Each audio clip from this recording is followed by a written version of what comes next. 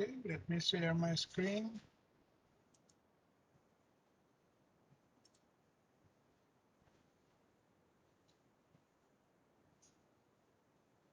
You can see the screen?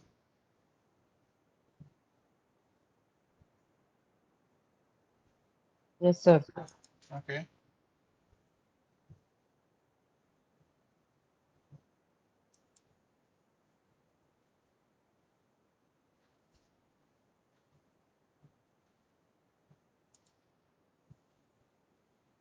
All right, so we were talking about stabilization of colloids yesterday, and we understood that in some cases there are layers of charges sitting on the nanoparticles, and these charges repel each other because they are of like type, I mean positive charges or negative charges, and in this way they do not agglomerate, they do not come and hit each other, they are repelled, and this type of stabilization technique is called the electrostatic stabilization. And then we said that in cases where there are no charges or very low charges, the charges are not strong enough to repel each other, then agglomeration starts. And in such cases, these nanoparticles, to make them stable, what we do is we cover the nanoparticles with some form of polymers or molecules. Of course, we have to see or select the right molecule because we don't want the performance of these nanoparticles to be affected by the covering, all right, or the capping. We call it the capping. The term is, okay, let me just write it down.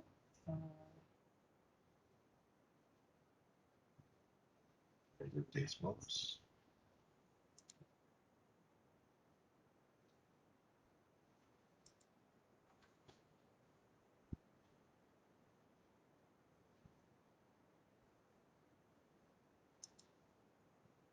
So we call it capping, right? Let me remove the charges for the time being, or let me remove these nanoparticles.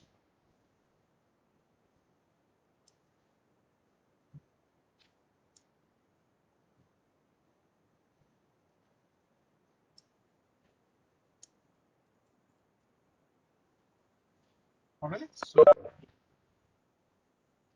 right now we are talking about this type of nanoparticle which has a polymer covering on it. So we are capping it with a polymer. All right. And that type of stabilization is called as steric stabilization. Okay. So basically it's more like a repulsion after heating. In the electrostatic cases, it does not heat at all. The electrostatic forces repel before they actually heat. But here they heat each other. So if I have one more of this, just to show you, it will come and heat like this. Okay, heat. And then because of elastic collision, it moves away. It's move away. So it's going on like that with different nanoparticles. There are so many billions of them moving around like this. So go and hit and then move away, hit and then move away. So what happens? The actual nanoparticle that is inside this and this does not get a chance to come together, okay, because of this separation, right? So this is called steric stabilization. And I mentioned that sometimes these polymers that we are using for capping can be made charged also, like this, right? So maybe positive, maybe negative, okay? So we can actually charge them. So in that case, these charges will add. So I'm just drawing two, they'll be all covering everywhere. So these charges also repel, all right? So if I bring it here just to make you understand. So you see here now they're coming together, all right? So let me just try to put these things together.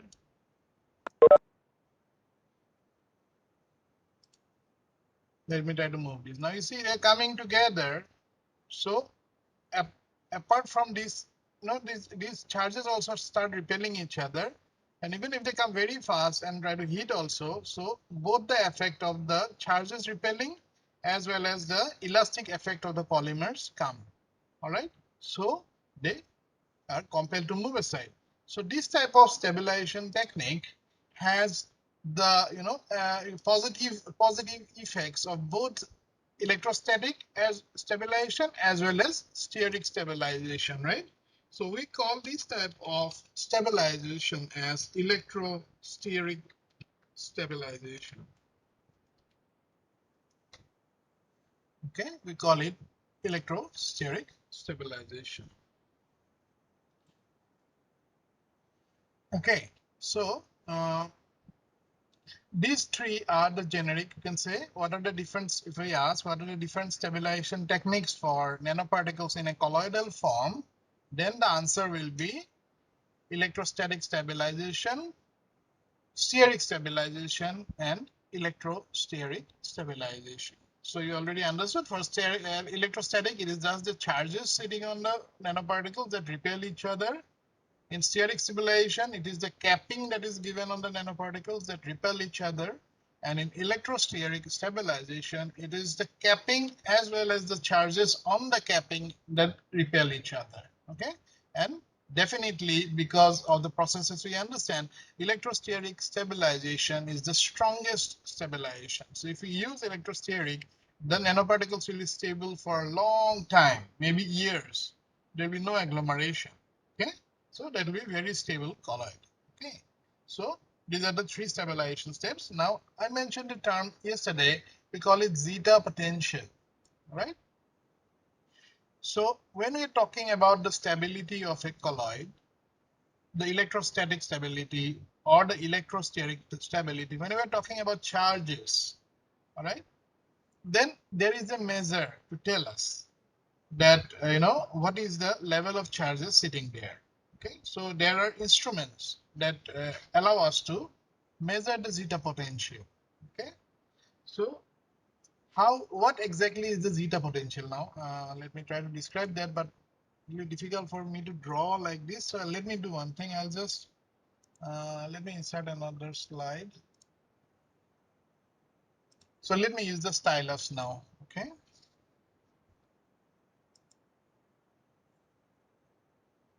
All right, so let me just write down here. So we are now going to talk about the zeta potential. So you try to understand this, okay? Because I'll be sending you a note for your reference for studying for your exams. But at the moment you try to understand, all right? I'll send you a note today itself, all right? So what is this zeta potential we are talking about? Okay, let me use the stylus now.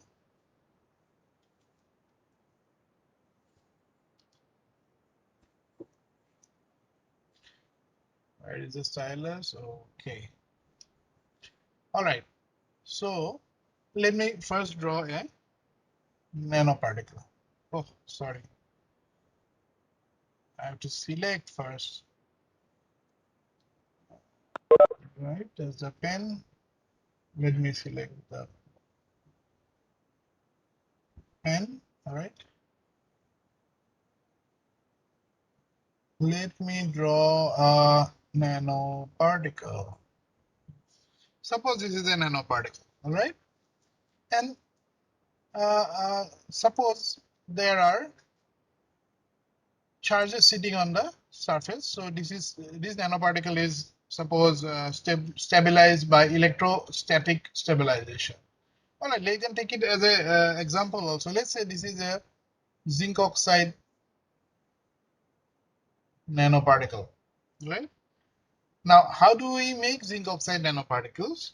See, if you remember when I was telling before, when we're talking about synthesis, that we use a source of zinc, any salt of zinc, like suppose zinc chloride, all right, or maybe zinc acetate, zinc acetate.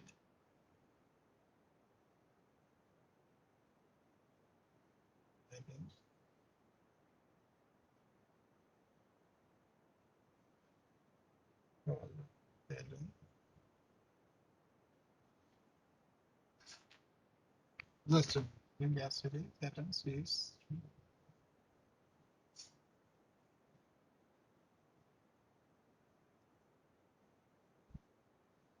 All right, so if I have to write, so it's about zinc acetate, zinc chloride, zinc nitrate.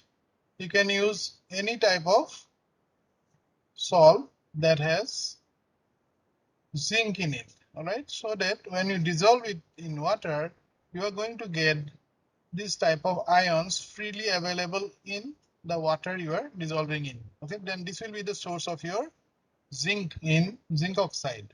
And apart from that, we use some form of base. All right, we use suppose sodium hydroxide. We mix, that means we mix zinc chloride or zinc acetate with sodium hydroxide. All right, so that apart from Zn2 plus, we will have many OH minus moving in the water. All right, the moment they are dissolved, so there will be a lot of Zn2 plus OH minus. Then of course the other things will be there. Sodium will be there, right? Sodium cannot get removed, it will be there. So these are positive ions, this is negative. Then nitrate will be there. All right, if you're using zinc nitrate, then NO3 minus. Okay, so nitrate will be there. So all these will be moving around. But the reaction here for forming zinc oxide will happen between zinc and hydroxide. Okay, so it will go something like this, that Zn, no, 2 plus plus. Okay, to balance out the charges, because OH is a single charge. All right, so 2 OH minus. All right, what will it give? It will give Zn OH. OH, difficult to write. OH, ZnOH 2. Okay, that is zinc hydroxide. And then what will happen? The next step is that we continue exciting it, and then what happens? It is breaks up into zinc oxide and water. You see, it balances out the equation. All right, and we get our zinc oxide. Fine. Now what happens here? See, that is, suppose this nanoparticle we have here is zinc oxide. All right. Then what happens? As a nanoparticle forms, if you remember, I talked about nucleation, a very small nucleus, then it will become bigger and bigger and bigger and bigger and bigger. It goes on becoming bigger, right? And finally it will come to this size. Now, as it starts becoming bigger, what happens is these hydroxyl ions that you see there, the OH minus, they start coming and attaching on the surface of the nanoparticle. All right. So you'll have slowly this OH minus will come and sit on the nanoparticle surface. As it becomes bigger and bigger, more will be sitting. Finally, here I'm not writing OH, I'll just put the minus indicating the OH. So we'll have many of these charges, okay, sitting on the surface of the nanoparticle. Okay, I'm just drawing in 2 dimension. This is actually in 3 dimension, right? And this attraction that is happening for them to sit. So what will happen? It's not just one single layer. There may be multiple layers of these seating. All right. There may be multiple hydroxyl ions sitting on the surface that have a negative charge. All right. So overall, what happens then? This is not only in one nanoparticle; it is everywhere. All right. All the nanoparticles. That means I'm drawing one here, there will be another one suppose nearby, which will also have the same effect. All right, I'll just draw it like this. This is another particle, and here also we have a layer of negative charges. Okay, just like this one, right? So these are all hydroxyl ions sitting here, the OH minus. Now what happens? This is a negative charge. Now inside the solution, there are so many positive charges also, like these positive ones. This is also moving around, right? So automatically there will be a attraction from these negatives to the positives. So what will happen now? After these hydroxyl ions, we will have layers of sodium ions coming in now, because the negative charges will attract the positive charges. So what will happen? We'll start having now layers of positive charges on the nanoparticles. Okay, layers of positive charges. Hope you understand this, right? And these, since they are in liquid, in water, they will quickly move. All right, they are free to move. As you know, in liquids, the molecules are not held very strongly. So whatever atoms or molecules are there, they are moving around.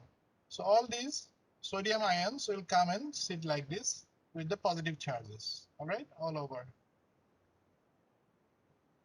And again, this may not be one single layer. It may be many layers. All right, like this. I won't draw it all over because it will take a lot of time, but I'm just showing you as an example that it may have multiple layers of positive charges coming in. Okay, it's all over. I'm just drawing a small part of it. It is all over.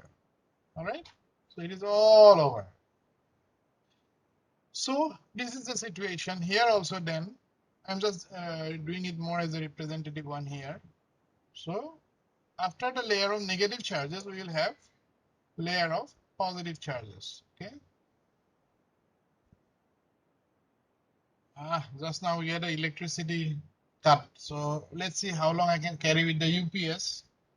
Hopefully till then the electricity will come. Otherwise, if it gets switched off, then you please rejoin. I will use my laptop then because I'm working on my desktop now. Okay.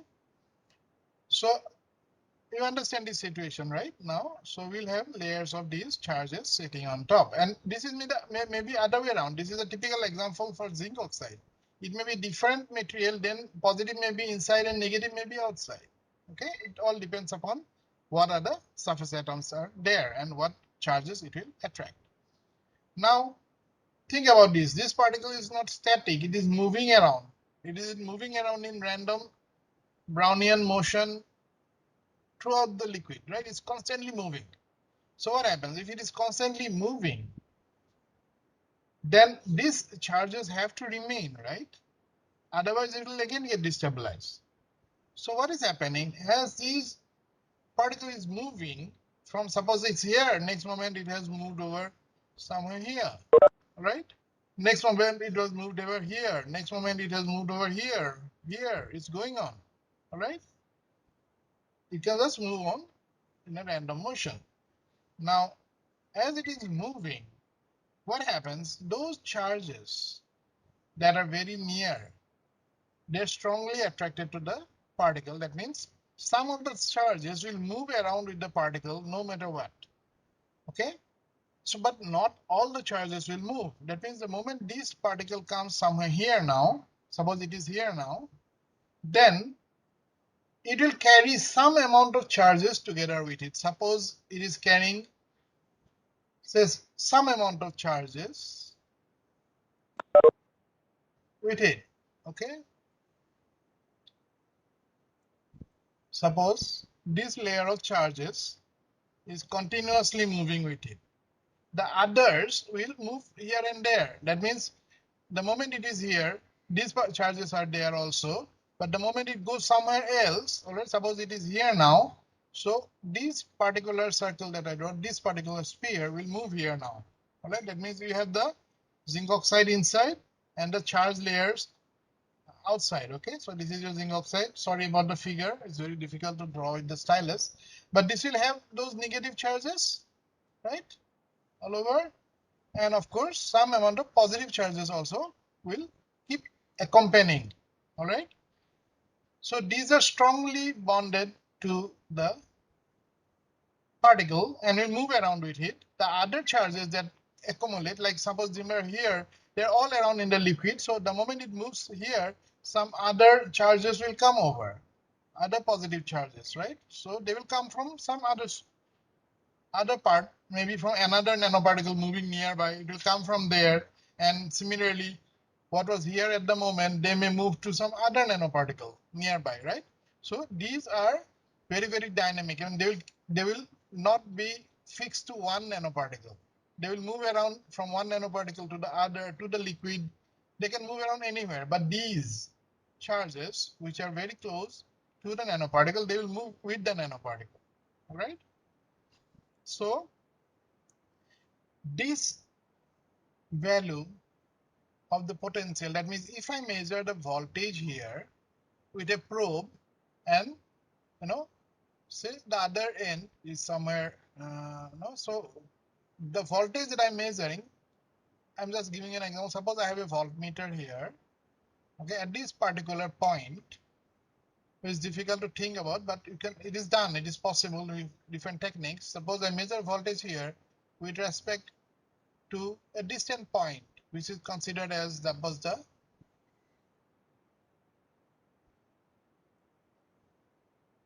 a positive anode. Okay, it's kind of somewhere like, and suppose the negative, the other part is grounded somewhere. Okay, so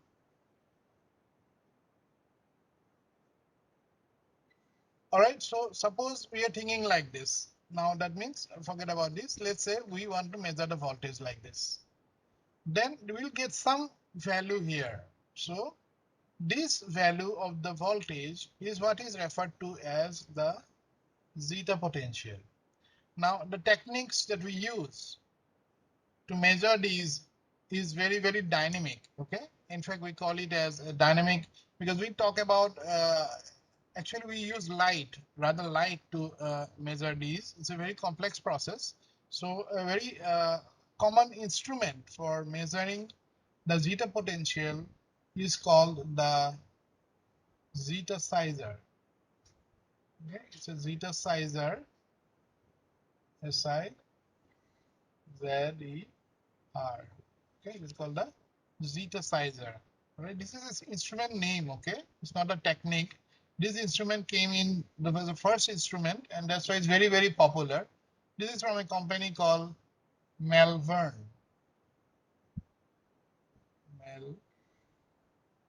Okay, so the Malvern zeta sizer, we call it zeta sizer because it measures the zeta potential, and it also gives an idea of the size of the nanoparticles. Okay, then that's why we call it as a zeta sizer. So the zeta potential typically can be in the range of, because it can be either positive, I mean charges like this, negative then positive, or it may be positive and negative. So the zeta potential may be also measured, maybe positive or negative. The range is in millivolt. I hope you know this much. I'm sure you know. So this is in millivolt. That means 10 to the power of -3 volts, right? So the unit is in millivolts. So typically, if you measure the zeta potential of any nanoparticle colloid, the range is from about, you'll say maybe about -70 millivolt to about +70 millivolt. Okay, so you can get any value within this range if you measure the zeta potential. Okay, now how do you know from this value whether your nanoparticle colloid is stable or not? Right, that means electrostatically stable or not. So this is again from observations and studies in the lab.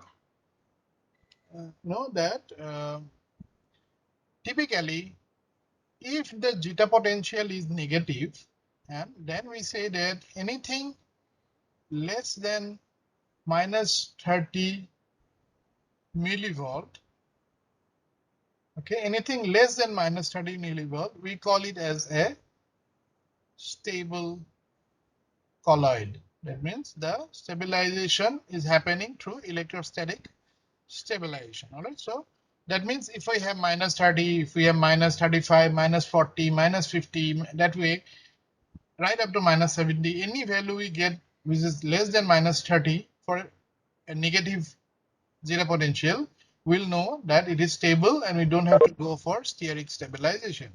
But if it is less than that, here it will be less means actually more because it is negative.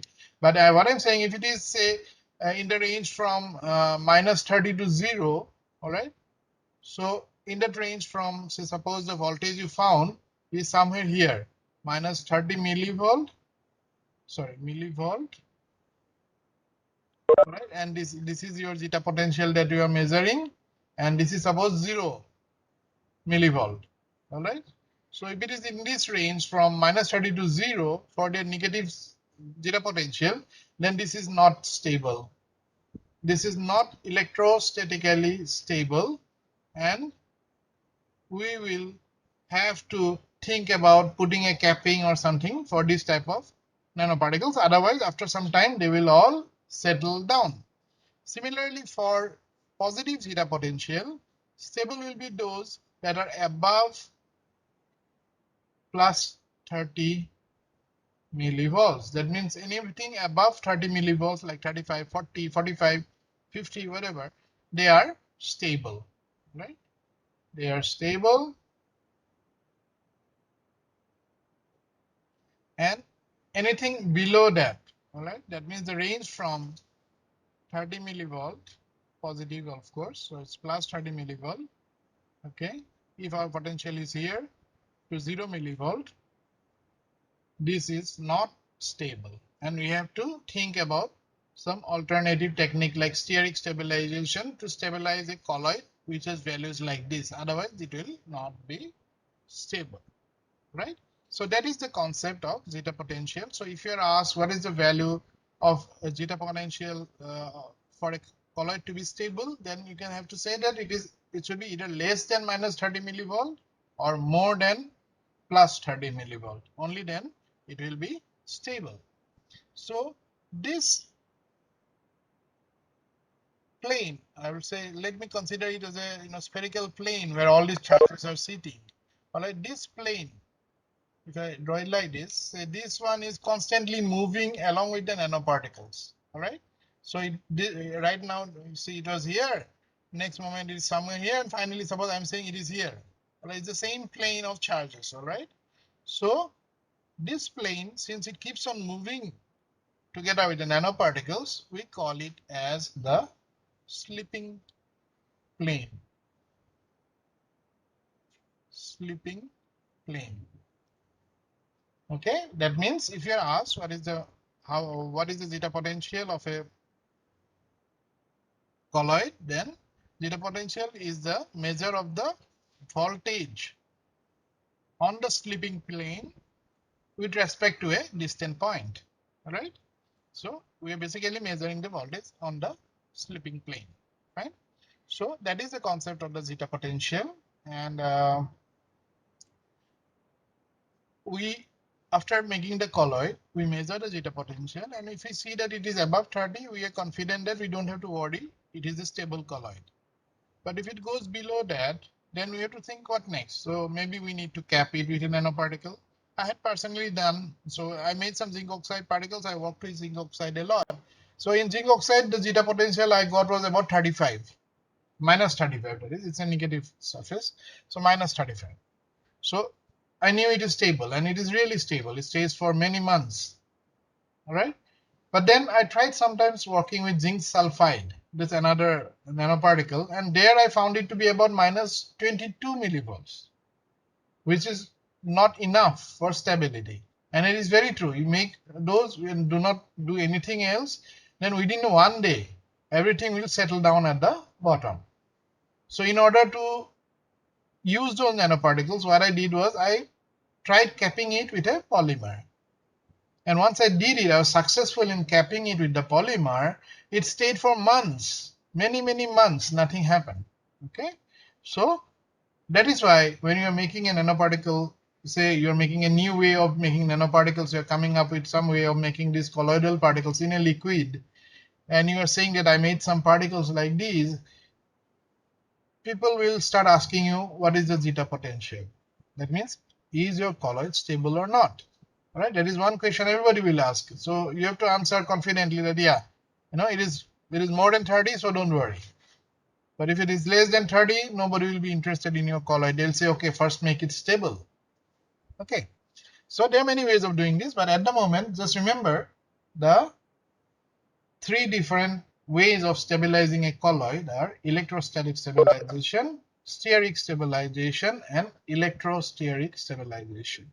Okay, so these slides I will anyway share. I'm saving these points, but otherwise I'll give you some literature also to study on this, right? So now I will move over to a different presentation. Let me just save this one.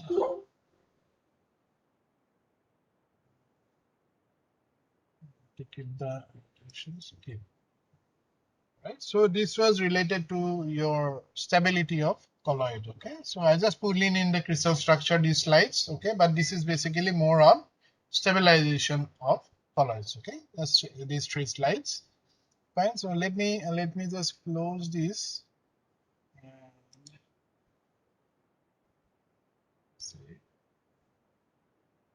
Let me pick up another slide. The electricity is still not back. So let me see what can be done.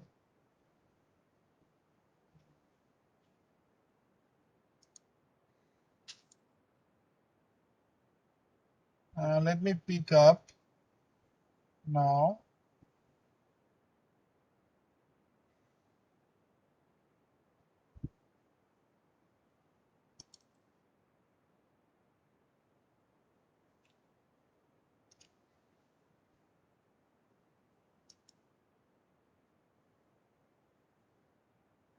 All right, so you can see again the slide. Yes, someone.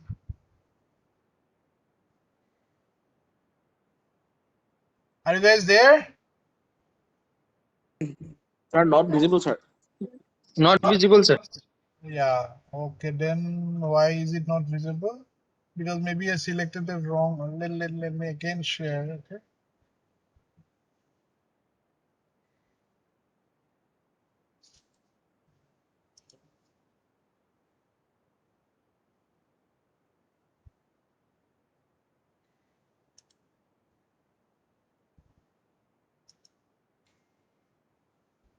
All right, let me share again.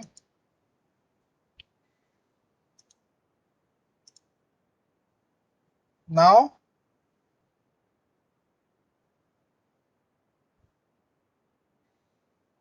Yes, sir. Yes, sir. okay. So you recognize this person?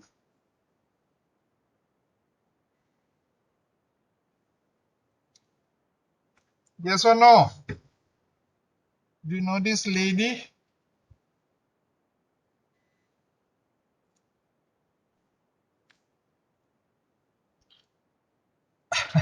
Okay, anyway, this is actually me working in a clean room.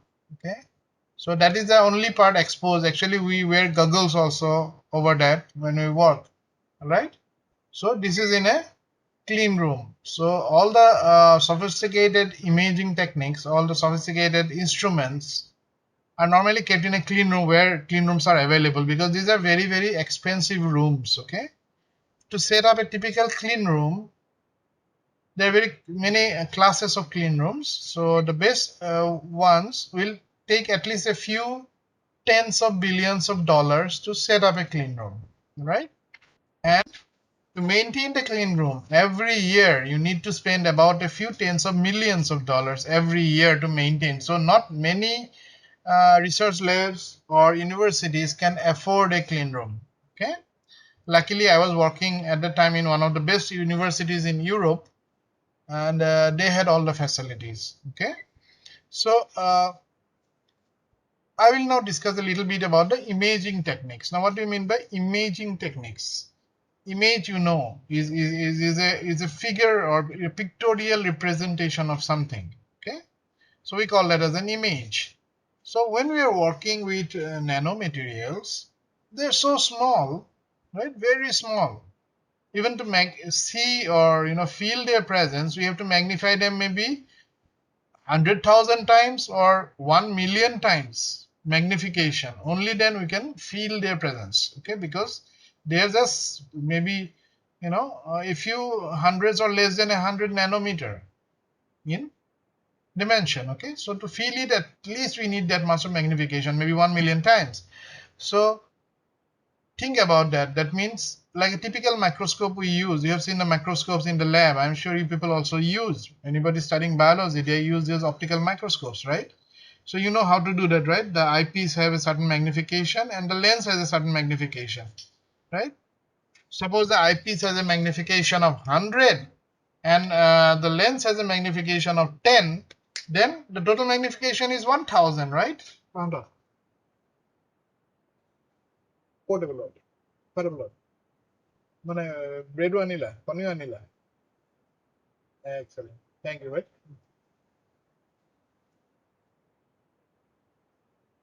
all right so where was I the phone call came okay I was talking about imaging techniques right so we need the optical microscope typically will have about 1000 magnification. The best optical microscope data used in this lab where I worked before could give about 10,000 magnification with very you can say using compound lenses, all right? That means many lenses fixed together, very sophisticated ones. They can give a maximum of 10,000 magnification, and we are talking about 1 million magnification. Okay, so forget about it. You can never use an optical microscope to see the nanoparticles. You can never do that because it's just about 1000 or 10,000 magnification. All right. So you need a different technique. How can you see these nanoparticles? Okay. So we use some other magnification techniques. I'll try to explain them as we proceed. Right. Let's see what slides I have. This is actually some old slides. Yeah. So I was picking up directly go to scanning electron microscope. All right. Before I proceed, I'm comparing here a few different techniques. Now, first try to understand how your magnification system works. Now, forget about any, microscope. Say you can see with your eyes, right? You can see with your eyes. So how are you seeing? Think about it. You are in a room at night with the light on and you see everything there. Then you switch off the light, you see nothing there. Why? What is happening? So light is a form of excitation, all right?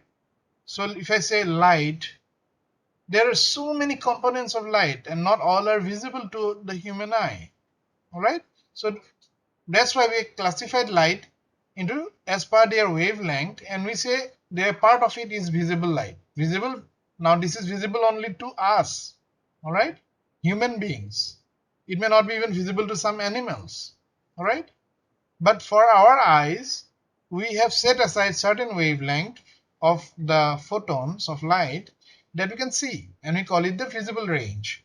And typically, it's from about 400 nanometers to about 700 nanometers. I already explained to you what is wavelength, right? So you know what is wavelength. That means if you consider any wave, the intensity at a particular point, okay, because you know it keeps on oscillating as far as the intensity is concerned. It keeps on moving and its intensity also keeps on changing. All right, it goes from a low value to a high value, again back to maybe 0, again go down to a very negative low value and again come up to 0, and it goes on that way. So the distance traveled by the photons or any wave from one intensity point to the same intensity point again is what is one wavelength. I mean the distance traveled. Okay, that's why the unit is length and it's in nanometers, right? So those waves where this intensity you can say goes to the actual same intensity in about 400 nanometer spacing, that is the wavelength 400 nanometer that we can see, and that is the violet color, right? We see colors, right? So violet, indigo, blue, green, yellow, orange, red, and all these colors, the 7 colors of in VIVG or is within this range from 400 nanometers to about 700 nanometers, okay, on the wavelength scale. So we see those. So what happens when, but light has so many other components, okay?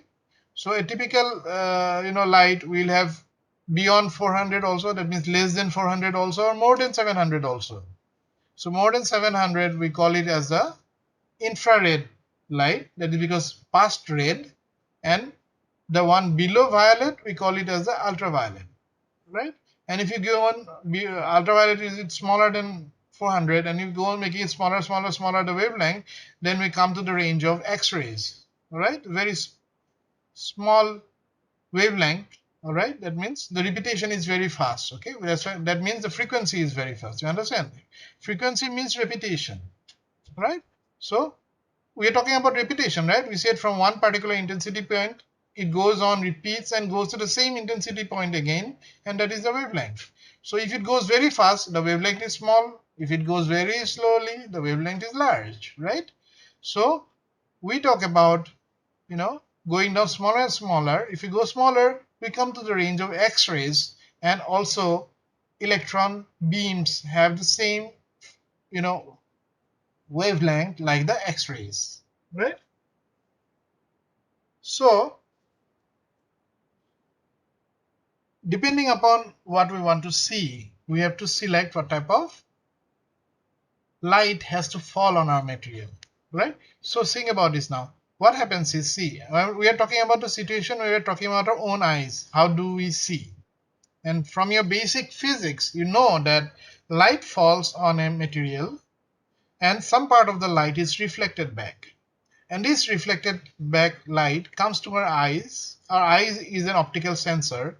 So the eye processes the information received from this reflected light, and it converts it into a image, converts it into a picture that we see, right? So it's basically like that.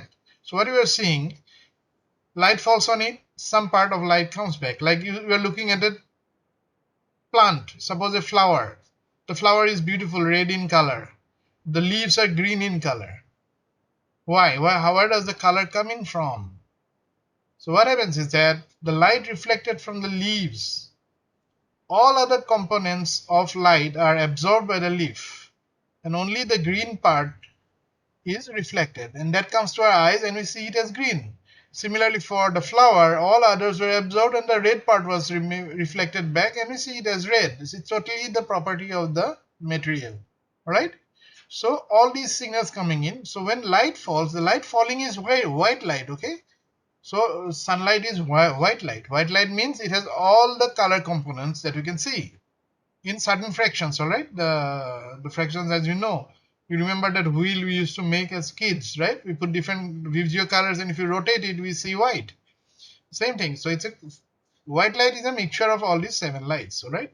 So white light is falling on your materials, whatever you are looking at, and some amount of light is coming back to you, and you see the color or the shape and everything. So there, we call these as probes. So there are 2 probes, you see. The first probe will be those that hit your sample that you are looking at. So certain probes, probe means, there you can basically say something that assists you to measure or observe something, right? Probe, that's what we call as probe. If you use a electronic voltmeter and try to measure a voltage, the wires that we use to connect, we call them as probes, because that sort of assist in getting you the information. So we say these as probes. That means all these visible, we have 5 minutes, but please join immediately back. So these light that is falling on your material, so light is in the form of photons, so these are small packets, and they come together as a wave. All right.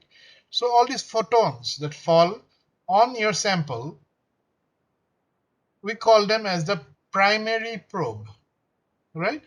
The first type of probe that is needed. Unless this falls on your material, like I said, when you switch off the light in your room, you won't see anything because there's no light falling on the material.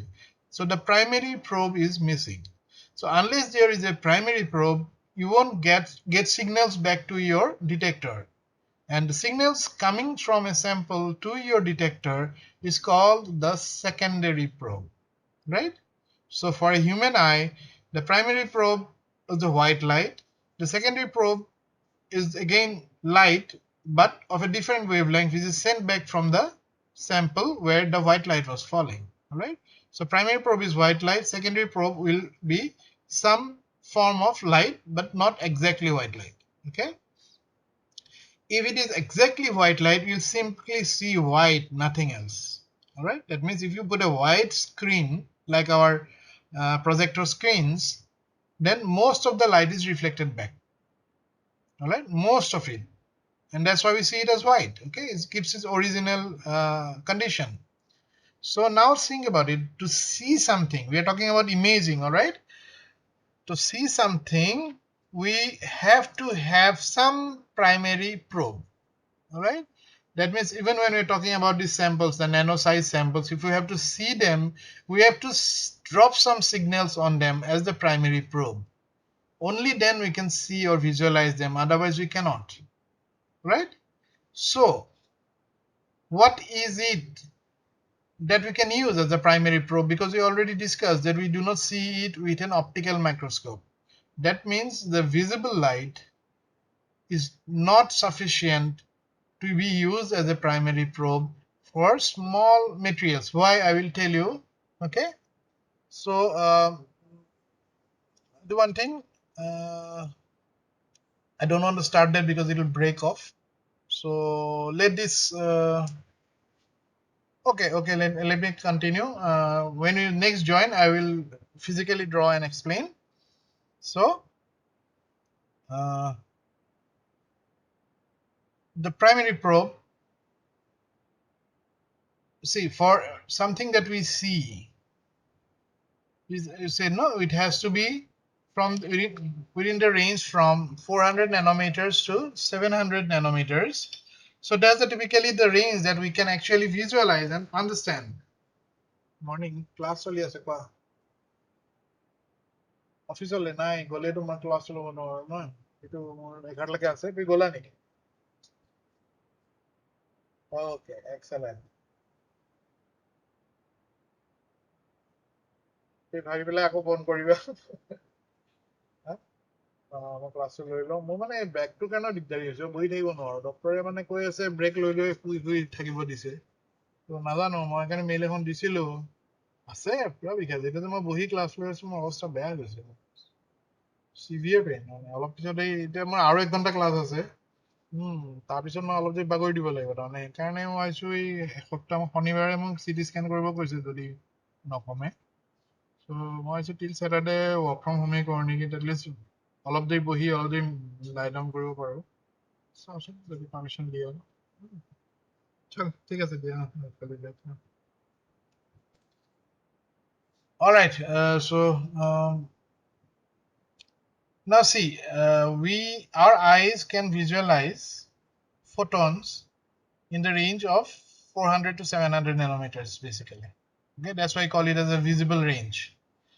If it is less than 400 nanometers, our eyes cannot, sort of, you can say, comprehend the signal coming in, right? Our eye has a limit. So anything coming less than 400, it is coming, of course. It is coming because it is there, but our eyes cannot see it, right? And that's why ultraviolet light we cannot see. Okay. So, but ultraviolet light, is there, right? All these purification systems for water purification, they